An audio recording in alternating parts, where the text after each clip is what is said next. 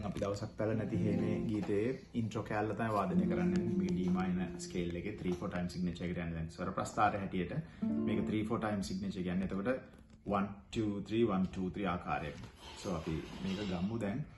F E D A C D E F E D 1 2 3 A F E D D D E D C C C D E E D E F F E F E D D A C D. එතකොට මේ note එක අමාරුයි ගහන එක කියන්නේ ඒක. නමුත් මෙහෙමයි වෙන්නේ.